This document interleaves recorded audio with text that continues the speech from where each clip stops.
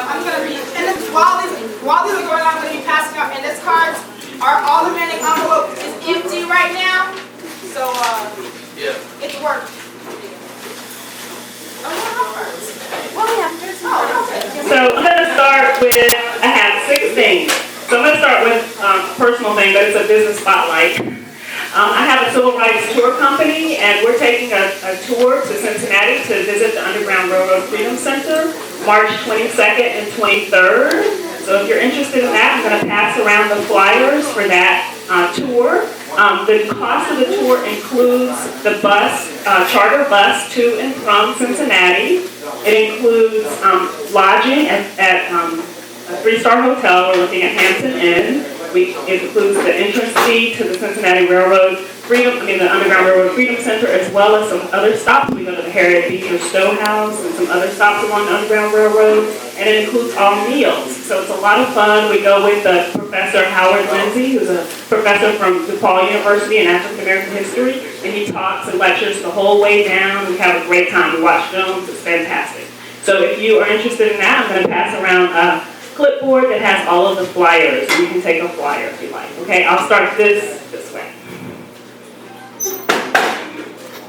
The second thing I wanted to talk about is that many of you may have been on Every Block, and Every Block suddenly closed down a couple of weeks ago. So we have a member here, Brandy, who has found another site that we can use to interact with one another about things happening in South Shore. And that's why it's so great that Billy has these crime statistics, because Every Block was so good about putting up the crime statistics. So we want to make sure we get that information on a regular basis. So I'm going to go to Brandy. Sorry. Hi everyone, I'm Brandy, as Mia said. Someone had suggested something called Nextdoor.com about a month ago. So it's funny, Every Block, surprisingly disappeared. So if you want to take down my email, my name is Brandy. So it's B as in boy, Peter, P-E-T-E-R, and the number 7 and the number 8 at gmail.com. If you email me, I can send you the invitation link. It's a little different than Every Block. I admit I am not an expert yet. In order to get your site activated, you have to have at least 10 residents subscribe to the site. So far, there are 4 of us. And it seems as if I'm the only one that talks on the site, so there may only be one in reality. So if you could please send me an email, I will send you the link to invite you. Then the link will become active. I think the best thing about Every Block was the way, as a community, we could talk to each other, and we could also talk to communities nearby. So again, please email me. If I don't get back to you immediately, give me at least 1 day, and I'm trying to get the site together now. Any questions? I know that before we started this, we created a neighborhood in Nextdoor. So if you guys already have one, I can delete mine. I don't know which one's which. We can, we'll talk. Work on it later. Yeah. Because it's a little different than Every Block. Every Block, you were able to go in and subscribe to a neighborhood or a zip code. Nextdoor actually takes your address and subscribes you to the neighborhood it sees you in, which is why it's very important that we get the boundaries correct for South Shore. So that's what I'm working on right now. So email me, and when we get together and talk, a link will be sent to you with the proper site information. Okay, BB Peter? Yes, bbpeter78 at gmail.com. Okay. And feel free and pass that around. Thank you. Okay, thanks, Mia. Thank you, guys. Have a good day. Thank you so much, Brandy. The third thing that I wanted to announce, I just want to put this bug in your ear. So in addition to the work that Ceasefire does and the interruption and the intervention on the streets for young people, I want to push our Alderman and all of the wards that represent South Shore. So I have the 5th, the 7th, and the 8th ward map. 8th fell down. Oh, the 8th ward maps up here, and you can see the South Shore outlined in blue on each of the maps. And so I want to push all of those aldermen to really think about having a youth advisory council for young people ages 16 to 24 to have decision-making power in the ward and really be a direct communication pipeline to the leadership of the ward for the young people. So what if Alderman Burns in the 4th Ward had a youth council, right? And this thing happened with Hadia Pendleton. What could the young people have talked to him about and told him about? What was happening on the streets and what was going on? So I think it's really important that we support leadership development with young people too, and not just wait until something goes wrong to develop real relationships with them. So if anyone is interested in that work, please let me know. The way you can get in touch with me, yeah. I have a suggestion on that 4th Ward, Alderman Burns. We do have something for the youth. They have a constituent night where they have the youth everyone in the day. Oh yeah, yes. Come to talk to him about their problems. No, absolutely. There's ward night. I love Will, actually. I'm good friends with Will, and that he does have ward nights where young people can talk. So he has communications with them. The difference between what I'm proposing and the open forum is that young people are meeting on a regular basis at the alderman's office, and they have decision-making power about things that are happening in the ward. So participatory budget stuff. They do have decision. He has his office on, what's that, every third, His ward night, yes. And it's open. Anybody can walk in, you have an attorney sit there. If you have any legal problems or anything, you sit down and talk to the alderman personally. So he has. That's absolutely, he does. His doors are open, and I'm not. So I didn't mean to indicate that he's not open. I know he's open. The difference with the ward, the youth ward council, is that young people will actually get stipends and be paid to have roles in on this kind of as a pseudo staff to the alderman. That's what I'm pushing for. And he's in support of that. So I'm just saying if that had been in place with the Pendleton case, how much stronger would those kinds of strong relationships have been to assist. And one way or the other, I mean, we don't have one, so. Yeah, we don't have one. I didn't want to, Alderman Burns, good guy.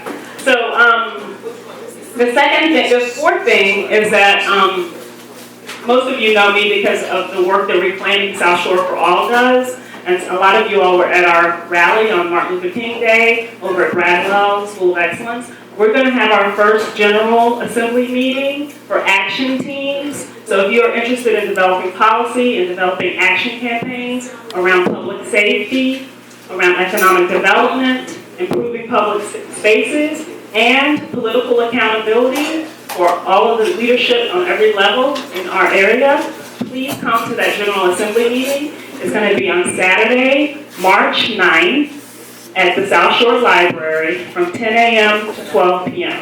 And again, this is if you're interested in taking action, developing policies, and developing campaigns in one of those 4 areas. So again, it's Reclaiming South Shore for All. Again, my name is Mia. We have a website, SouthShoreForAll.org, and you can contact me at mia@SouthShoreForAll.org. Yes. 10 a.m. to 12. And also, Mia is personally responsible for getting Alderman Holmes in this forum today. So we're going to do a big thank you.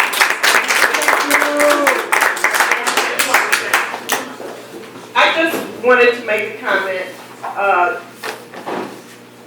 and it may be something that I can affect or not affect. But personally, having been here since 1966, I would love it if we were restoring South Shore for All. If you were looking at the history of South Shore and the things that happened, for me personally, reclaiming has negative connotations. And what we're trying to do is restore. Reclaiming kind of lends itself to displacement. So just think about that, okay? Because I stayed here through it all. No, Sharon, I really appreciate that, and to just give, and that we're certainly open to that. We were actually talking about dropping reclaiming and just talking about South Shore for All.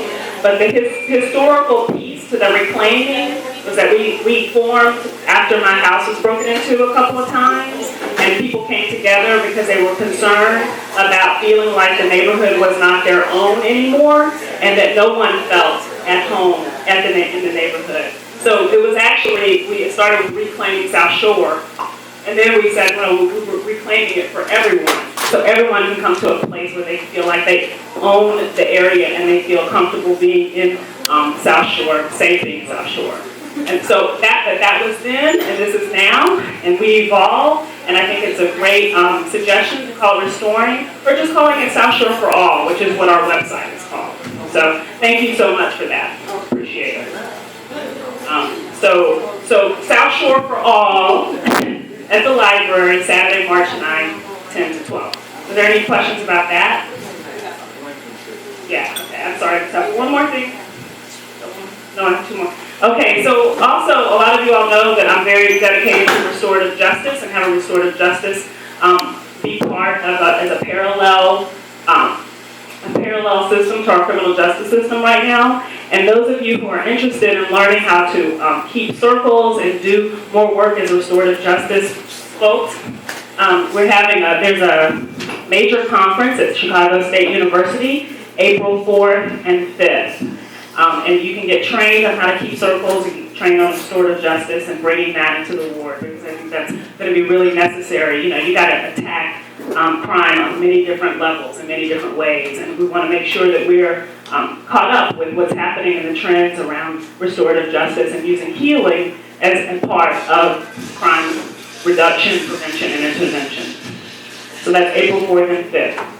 Finally, we do have a number of schools closing in our neighborhood in South Shore. We have 8 schools that are listed to be closed in the South Shore neighborhood. I don't know if the 8th ward map fell down, but there's one on the 8th ward map. I put here on index cards the names of all the schools that are closing or that are on the list to close. Powell is one of the schools. The information about each school is here. What I have here is that they're level 1, level 2, or level 3. Level 1 is the highest performing schools. Level 2 is meeting standards, and level 3 is below standards or lowest performing schools. So Powell is actually a level 2 school. It is not on probation. It's a brand new building. It's a brand new building, but wait. It's not the brand new building, it's the one across the street. Oh, it's the old one. Oh, It's the old building. Well, this is the Powell Community Academy Elementary School. So here's the thing. It's enrollment. It's about enrollment, and it's about the money that it costs to update and maintain those buildings. And so it may not stay on the list. But what might happen is another school may close, and those young people will have to go to one of the other schools, because the argument around the school closings is that the buildings are being underutilized. So what I also have here on the card, if you can come and take a look, is that what is the utilization of the school? So Powell is listed right now as being able to hold 810 students, but it only has 532 students. That's the argument, okay? So it's at 66% utilization. It costs $1.2 million, they say, to update and maintain that school. So you can go on, I'll show you the opposite of that. There's the highest one. O'Keefe Elementary, 6940 South Merrill. O'Keefe is a level 3. It is on probation. It has 58% utilization. And the reported cost to update O'Keefe is $17.3 million. So if you're looking at those two examples, again, we have 8 schools across the wards, you can see O'Keefe is likely to be closed. Powell is not likely to be closed, based on those statistics. If you want to ask questions and learn more, there's a meeting this Wednesday night, February 20th, at the SouthShore Cultural Center with Chicago Public Schools. It is their report on school utilization. It is your opportunity to engage in this discussion around the schools that have been slated to close. It's from 7 to 9 p.m. SouthShore Cultural Center this Wednesday on February 20th. Okay? So I know my time is up, so I can't. Just one, we are very fortunate to have the principal of Powell here, Derek Jordan, and he's going to come up and speak. How's everyone doing? just real quick, I was just coming here to get a sandwich. I was coming to get a sandwich, and I was seeing one of my local school people, so we got to talking, and I didn't even know this part was coming up, so I'm like, wait a minute, I didn't know this was going on. So just real quick, Adam Clayton Powell is not as underutilized as they're trying to say Adam Clayton Powell is. Adam Clayton Powell, we have at least 540 students. If you see some of the things that they've been saying in the newspaper, so on and so forth, they're looking at 600 students to be in a particular building. So where they're getting this 66% and all this other type of stuff, we really do not know where they're getting these particular statistics from. I've also had people to walk through the building. I have local school councils who walk through the building. I have parent advisory councils who walk through the building. One thing that we want to do is to make sure that we don't have students, piled up like a bunch of sardines. We want to make sure that the students have, the individual attention that they're supposed to have, that they also have, the instruction that they're supposed to give. We want to make sure that everything is structured and mannerable and everything, so we can make sure that we have a upcoming school. We're looking at, and I noticed they put that little level 2 on there. That level 2, just to let you know, that level 2 came out about 3-4 months ago. We were level 1.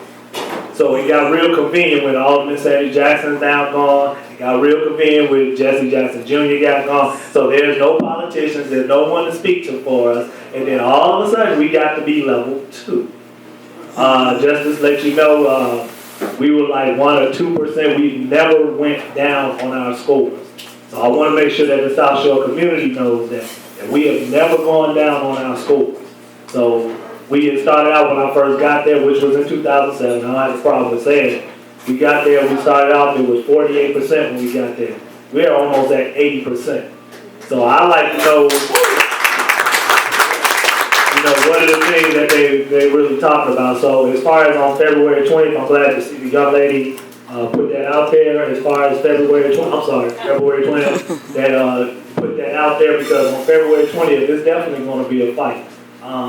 We just don't believe that, everything should go charter and everything should, go where the community can be, where they need to be, and things of this sort. We believe that as long as the kid is in the community and, they're willing to work, and we got the parents on our side and things of that sort, that we can definitely make the school work. So we went from those scores that we got before were in the old building, and then we came into the new building. And for them to talk about closing the building, we haven't even had the 2nd year anniversary, because we didn't get there till April. So for them to be talking about, closing the building is absolutely ridiculous to me. So on February 20th, I would ask everybody that's here if you could possibly come out and support the school. We would definitely take any and all support.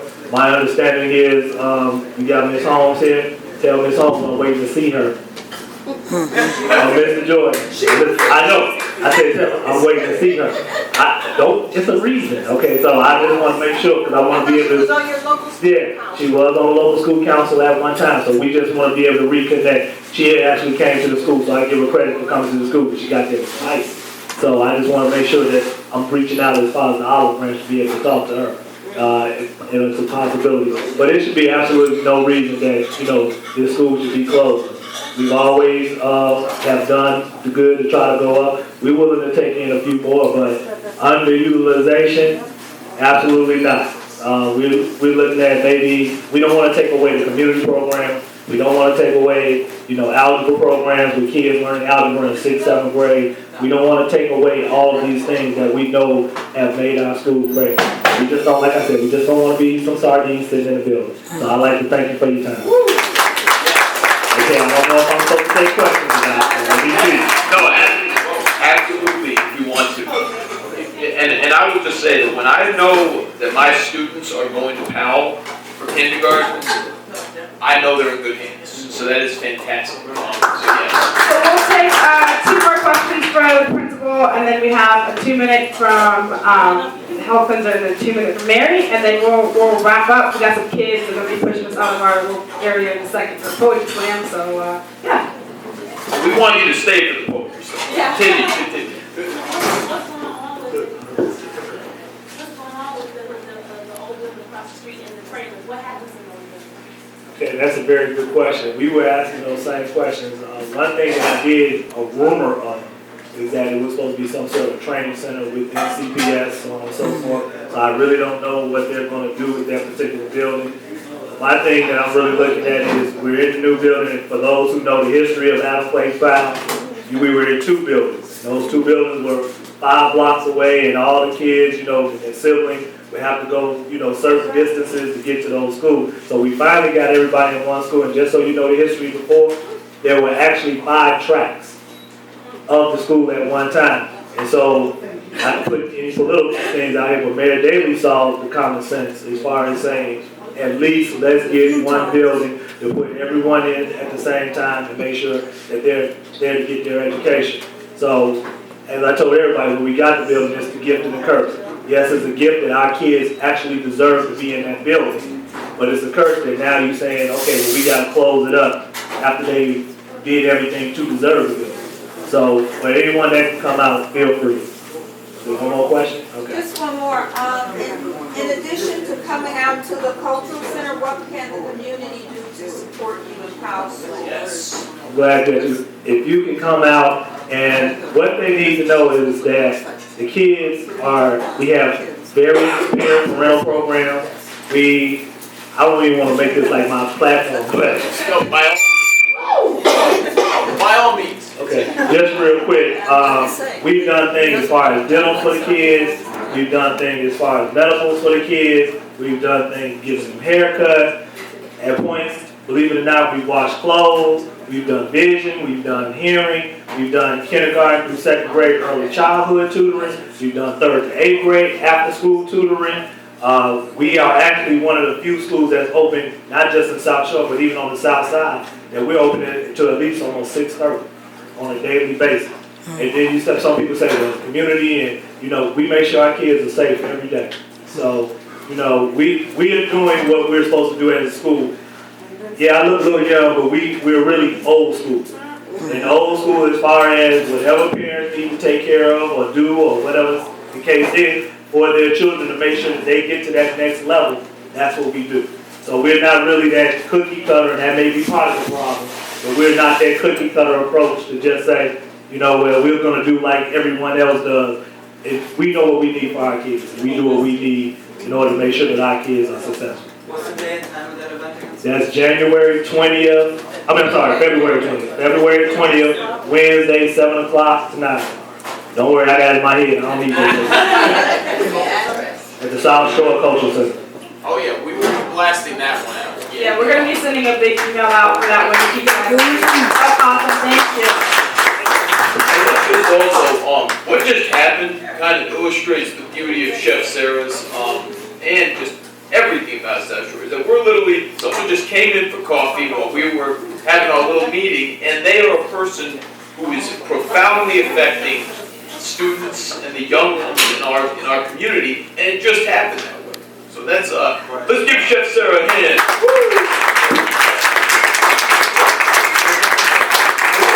And Gene. I'm sorry. All right, everybody, we're going to make this quick. My name is Jason Grumley. I'm with Vitality for Life, which is Samaya Gardner's business. And we're hosting an event next month right after Exchange Ideas.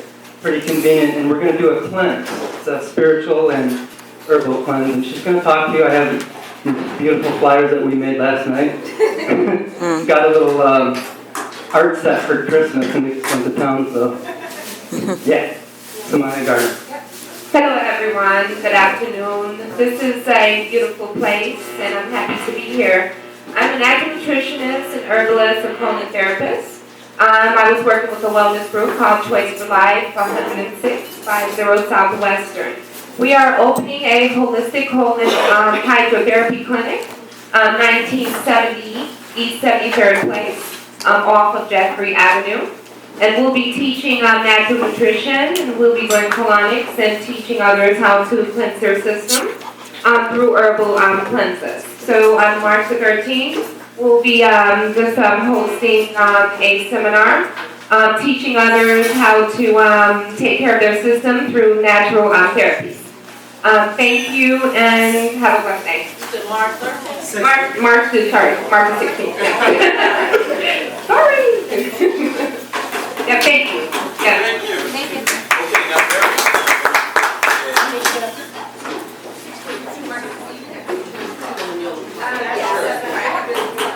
Hi, I'm Mary Stevenson, and I have a couple of invitations for you as well. This forum is so wonderful, bringing all of us together, and we would like to kind of tie together our togetherness. Last month at this meeting, Val Free, who is from the South Shore Planning and Preservation Coalition, talked to the group about a paradigm where the block clubs, the existing block clubs, and the future block clubs actually connect and communicate. We would like to further add to that with the existing community groups, such as ours, South Shore Sustainability, and Mia's group, South Shore for All, and EDGE, and all these other community groups that have popped up. I know for myself, on the little corner that we've claimed, 75th and Coles, creating those gardens there, at times we felt very isolated, felt like we were kind of a little island in the middle of chaos. So next Saturday at the library, at 10:30, there will be a meeting of the block clubs and those who would like to start a block club, plus the existing community groups. And we're going to get together and discuss how we can really form a coalition that will provide synergy that is create a truly sustainable South Shore community. The second invitation I have for you, and I'm going to Where is it? at the library, What the time? South Shore Library, What 10:30, time? next Saturday, What time? 10:30. Thank you. The next invitation I have for you is to consider getting involved in Neighborhood USA. Last year, there was one representative from this huge city of Chicago, one representative, which was me, and I brought the idea of Neighborhood USA back to my group, and also to Val Free and her organization. We are going to join Neighborhood USA as the South Shore community. The Neighborhood USA is a group that is formed to support neighborhood organizations and their government organizations that support them. Every year, a Neighborhood of the Year is given an award at Neighborhood USA. I am challenging myself and all of us that by 2014, South Shore is going to be so pulled together, so tight, so focused, that we will be serious contenders for Neighborhood of the Year award. The next meeting is in Minneapolis on May 22nd, so it's not very far away. The cost is not great. It's $200 to register, and that does include your meals. So I will be sending out more information.